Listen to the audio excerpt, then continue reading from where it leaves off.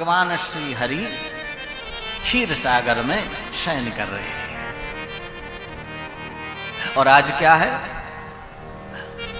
आज देवशयनी एकादशी। आज से भगवान क्षीर सागर में योग निद्रा में 4 महीने के लिए शयन में चले जाते हैं।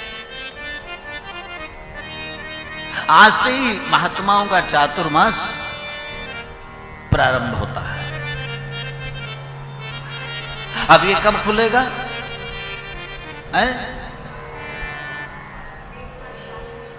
देव उठनी एकादशी को भगवान श्री हरि योग निद्रा से जागेंगे। अब ये 4 महीने बहुत सावधानी वाले हैं, ध्यान देना। और इन 4 महीनों में बड़ी बीमारियां होती नहीं। ये 4 महीने बड़े खतरनाक होते हैं। और नहीं पूछ लो, पीछे डॉक्टर साहब बैठे, इन 4 महीनों में ही ज्यादातर बीमारियां होती। क्यों? क्योंकि मालिक जो पालनहार है वो तो शयन में चले जाते हैं। कहने का मतलब ये है, जब मालिक घर में ना रहे उस समय जो मेंबर लोग हैं उनको और भी ज्यादा सावधान रहने की आवश्यकता होती है।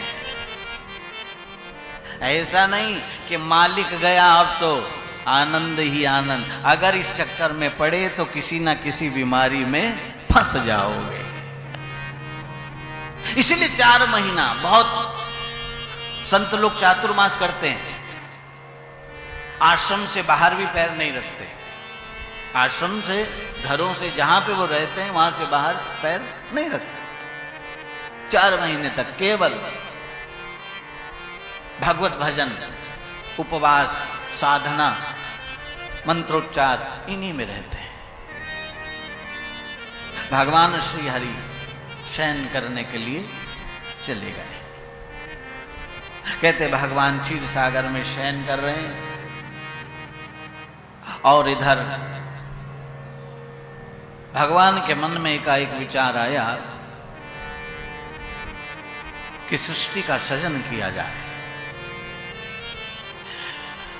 और मेरे भाव से ऐसा है कि अकेले में भगवान का भी मन नहीं लगता होगा, नहीं? अकेले में तो मन लगता नहीं। तो शायद परमात्मा ने ये विचार किया कि मन लगाने के लिए कुछ रचा जाए। और जैसे ही मन में संकल्प हुआ वैसे ही परमात्मा श्री हरि की नाभि से एक कमल उत्पन्न हुआ है। और वो कमल अथाह जल राशि को चीरता हुआ जल के बाहर आया और उस कमल में एक पुरुष का जन्म हुआ। उस पुरुष ने चारों तरफ देखा तो उसके 4 मुख हो गए, जिसे हम ब्रह्मा कहते हैं। ब्रह्मा जी के मन में ये विचार आया कि मुझे उत्पन्न करने वाला कौन है। कहते कमल की डंडी डंडी गए, पता नहीं लगा पाए, फिर ऊपर आए। आकाशवाणी हुई, ब्रह्मा अगर पिता का पता लगाना चाहते हो तो तपस्या करो। कहते ब्रह्मा तपस्या करने के लिए बैठे, लेकिन कोई आधार होना चाहिए। कोई आधार नहीं था।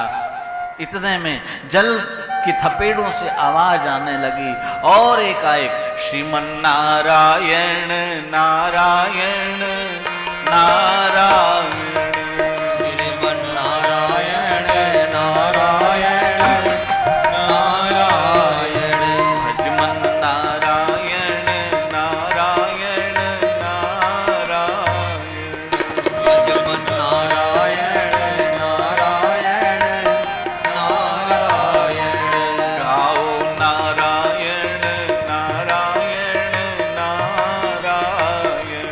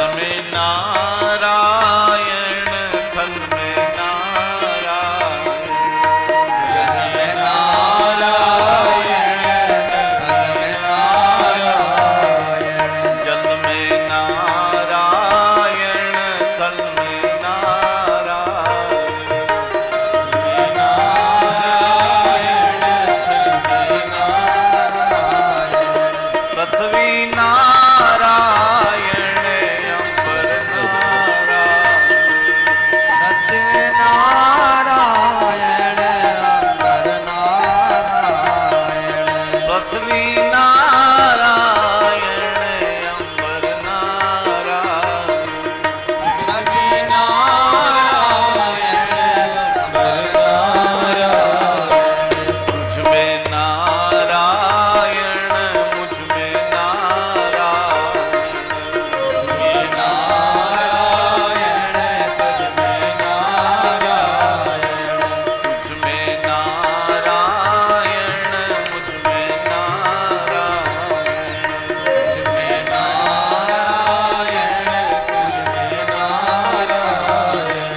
इसमें नारायण उसमें नारायण इसमें नारायण में नारायण इसमें नारायण उसमें नारायण इसमें नारायण में नारायण सब में नारायण नारायण नारायण सब में नारायण नारायण नारायण श्रीमन नारायण नारायण नारायण श्रीमन् नारायण नारायण नारायण गाओ नारायण बोलो नारायण नारायण बोलो नारायण गाओ नारायण बोलो नारायण गाओ नारायण बोलो नारायण श्रीमन नारायण नारायण नारायण श्रीमन् नारायण नारायण नारायण भजमन नारायण नारायण नारायण श्रीमन् नारायण नारायण नारायण कहते हैं भगवान नारायण का प्रादुर्भाव हुआ है। ब्रह्मा जी ने प्रार्थना की है, प्रणाम किया है, प्रभु मेरे लिए क्या आदेश है। ब्रह्मा जी को आदेश हुआ सृष्टि का सृजन करिए आप, और ब्रह्मा जी ने सृष्टि का सृजन करना प्रारंभ किया।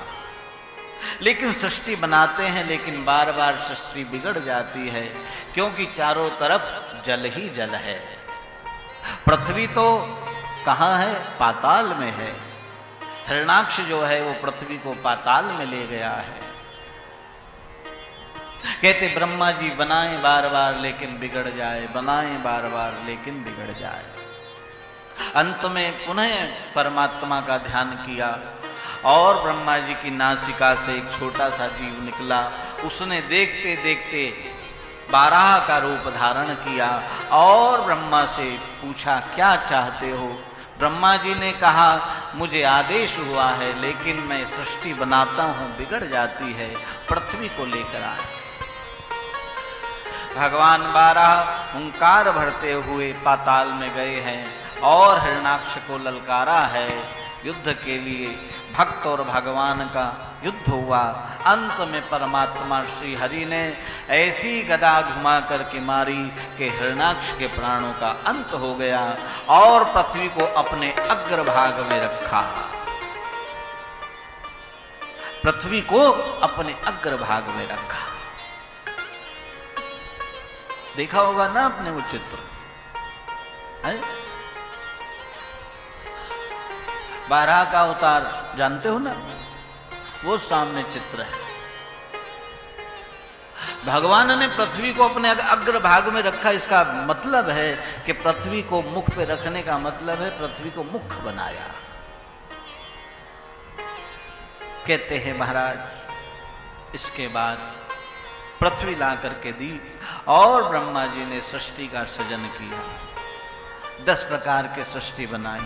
जल चर नभ जल चर थल चर नभ चर नाना जल चर थल चर नभ चर नाना जे जड़ चेतन जीव जहाना जे जड़ चेतन जीव जहाना जल चर थल चर नभ चर नाना जल चर थल चर नभ चरनाना।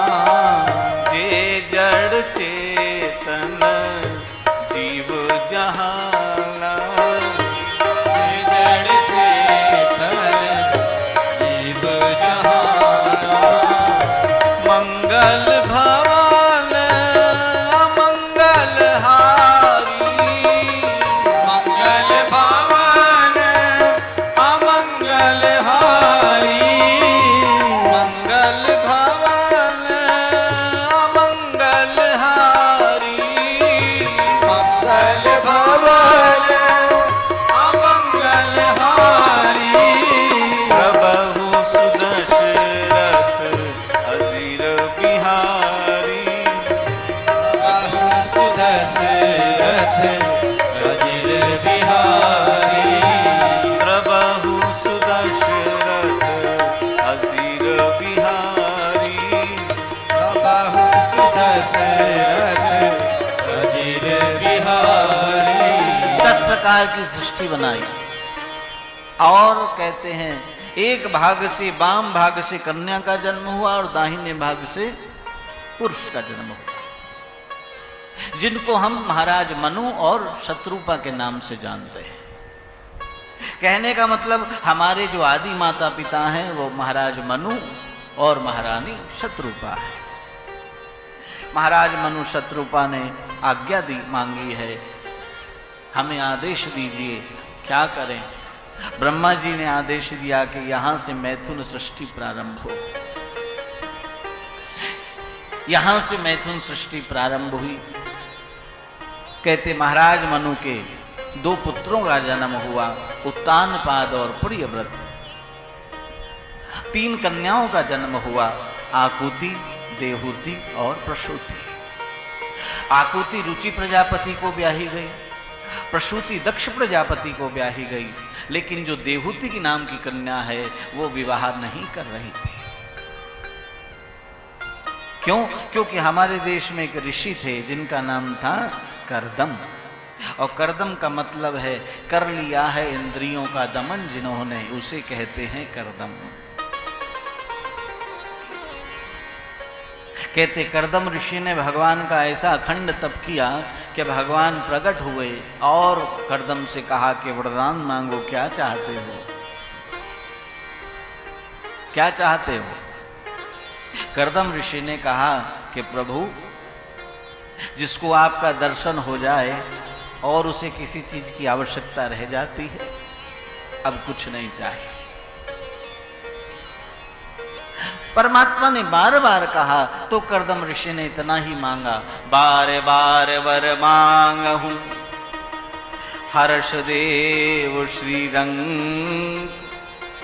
पद सरोज अनपायनी, भगति सदा सत्संग। कहते भगवान ने कहा कि करदम मैं भी तुमसे कुछ मांगना चाहता हूं, मांग लो। करदम ऋषि ने कहा प्रभु कैसी बात कर रहे हैं, सारा संसार आपसे मांगता है और आप मुझसे मांग रहे हैं, मैं भला आपको क्या दे सकता हूं।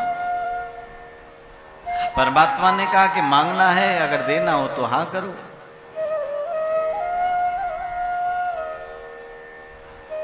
करदम ऋषि ने कहा प्रभु जो सब कुछ तो आप ही का है, आदेश करें। करदम मैं तुम्हारा पुत्र बनकर आना चाहता हूं।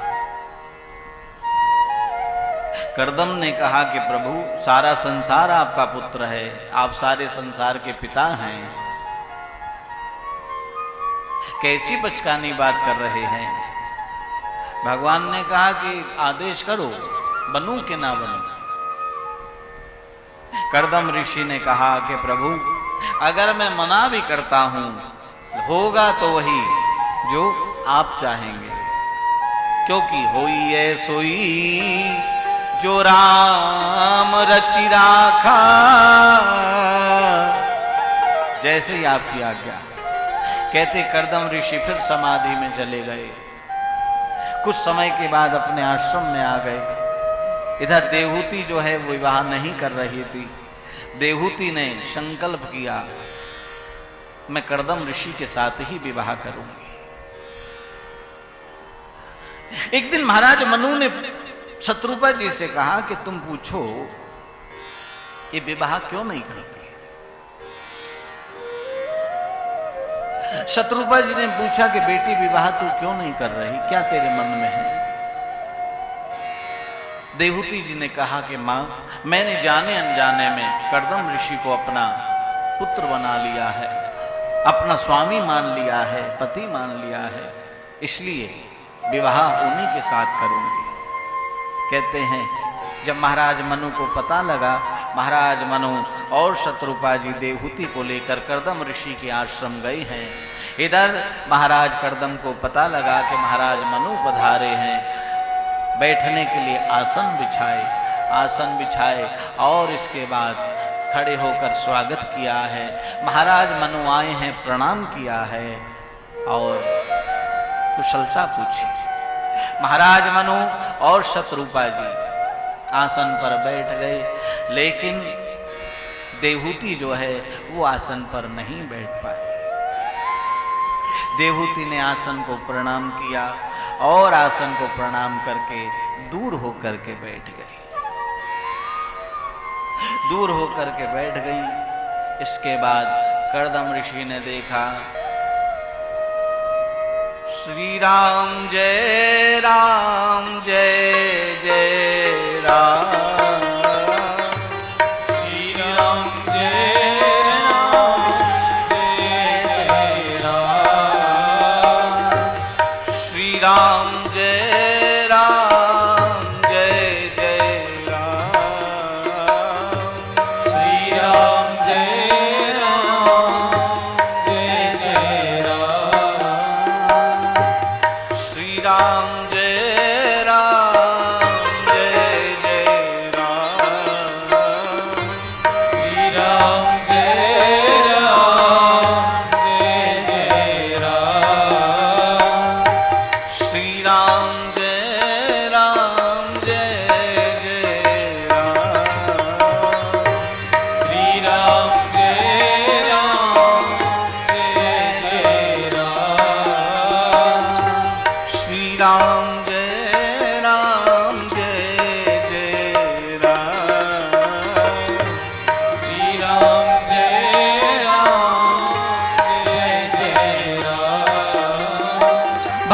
जाता है। बीच में अगर कोई आए ना तो भाव बिगड़ जाता है, भाव की जो डोर है वो टूट जाती है।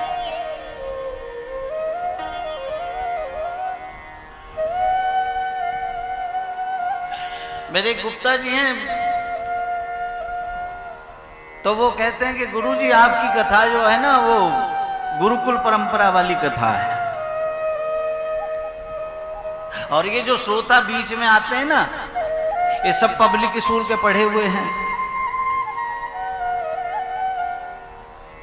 तो पब्लिक स्कूल का पढ़ा हुआ बच्चा वो नहीं समझ पाएगा मर्यादा क्या होती है। इसको तो वही समझ पाता है जो गुरुकुल में पढ़ा हो, जो माता पिता गुरुओं की सानिध्य में बैठा हो। वैष्णव परंपरा में तो यहां तक है महाराज कि ठाकुर जी के सामने सीधे होकर चलते भी नहीं है, जितनी बार जाएं झुक करके जाया जाता है। ऐसी परंपरा है, जोर से बोला भी नहीं जाता ठाकुर जी के सामने। लेकिन गुप्ता जी कहते हैं कि गुरुजी ये जितने पब्लिक स्कूल के पढ़े हुए हैं इन पे असर पड़ने वाला नहीं है। लेकिन मैं फिर बताऊंगा, हमें वो काम कदापि नहीं करना चाहिए जिससे किसी के मन को ठेस पहुंचे या किसी को तकलीफ हो, चाहे वो कोई भी कार्य हो। मैंने बताया आप अपने घर से निकले और जैसे ही आप घर से निकले वैसे ही आपने सब कुछ चढ़ा दिया।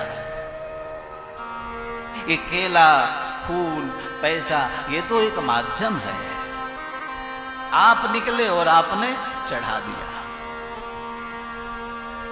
जैसे आपने मन में संकल्प किया मैं कथा में जा रहा हूं, समझ लो आपका सब कुछ चढ़ गया। इसलिए इस बात का ध्यान जरूर रखें, कथा में प्रयास करें। अगर कथा प्रारंभ हो गई है तो आगे ना जाए।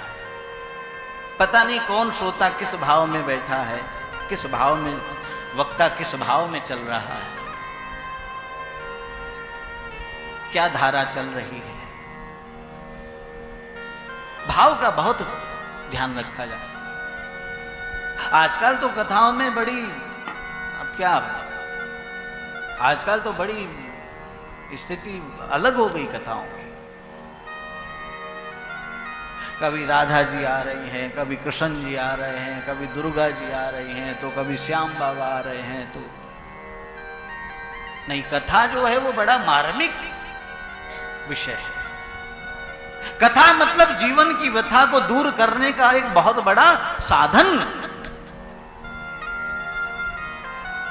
कथा से जीवन की व्यथा दूर होती है महाराज। इसलिए कथा को बहुत ध्यान से,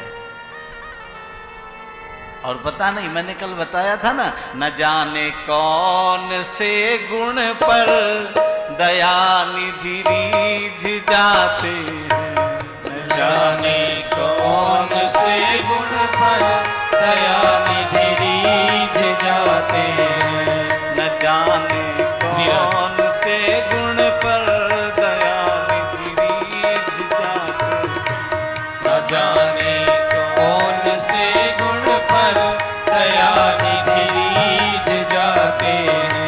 दया निधि रीझ जाते हैं, कृपा निधि रीझ जाते हैं। दया निधि रीझ जाते हैं, कृपा निधि रीझ जाते हैं। दया निधि रीझ जाते हैं, कृपा निधि रीझ जाते हैं। दया निधि रीझ जाते हैं, कृपा निधि रीझ जाते हैं। न जाने कौन से गुण पर दया निधि रीझ जाते हैं। न जाने कौन से गुण पर दया निधि रीझ जाते हैं। न जाने कौन से गुण पर दया निधि रीझ जाते हैं। न जाने कौन से गुण पर दया निधि रीझ जाते हैं। देवहूति ने आसन को प्रणाम किया और प्रणाम करके दूर बैठ गई। कर्दम ऋषि समझ गए, लगता है भगवान की लीला प्रारंभ हो गई। अंत में पूछा गया, क्या हो के ही कारण है आगमन तुम्हारा। महाराज मनु ने कहा, प्रभु कहते हुए तो लज्जा आती है, लेकिन बिना कहे भी नहीं बात बनती। ये मेरी कन्या है, इसने आपको अपना पति मान लिया है और हम आपके पास ये प्रस्ताव लेकर आए हैं, आप इससे विवाह करें। कहते हैं कर्दम ऋषि ने कहा, मैं विवाह तो करूंगा, लेकिन एक शर्त है, जैसे ही एक पुत्र का जन्म होगा वैसे ही गृहस्थ को छोड़ के मैं संन्यास धारण करूंगा। अगर ये बात देवहूति को स्वीकार हो तो मैं विवाह करूं। देवहूति जी ने स्वीकृति दी और वहीं पर गंधर्व विवाह हुआ। देवताओं ने आकाश से पुष्पों की वर्षा की है, गंधर्व विवाह हुआ। इसके बाद महाराज मनु और शत्रुपा जाने लगे।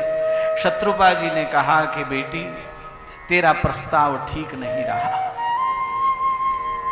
तू राजघराने में पली और एकाएक वन में इस पर्ण कुटी में जीवन तेरा कैसे बीतेगा। देवहूति ने कहा कि मां, आपका दिया हुआ जो संस्कार है वो मैं भूली नहीं हूं, वो अमिट है। इधर महाराज मनु और शत्रुपा गए, इधर कर्दम ऋषि समाधिस्थ हो गए, समाधि में चले गए। और घंटे 2 घंटे की समाधि नहीं, 100 साल की समाधि में चले गए। इधर समाधि अवस्था में जो भी सेवा सुलभ होती थी वो देवहूति जी करती थी।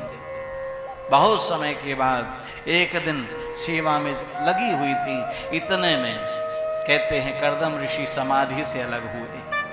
उसी तरह जिस तरह भगवान शिव राम राम शिव सुमिरन लागे, जाने उमा जगतपति जागे। राम राम कहकर के समाधि से अलग हुए। इधर देहूती जी चरणों में प्रणाम करती हैं। कर्दम ऋषि ने पूछा कि तुम कौन हो?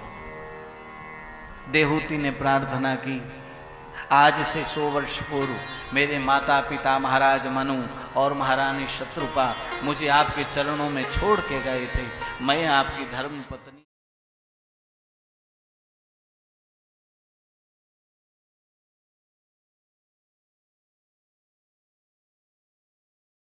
आनंद टीवी से जुड़ने के लिए आप हमें व्हाट्सएप करें 9277395752 पर।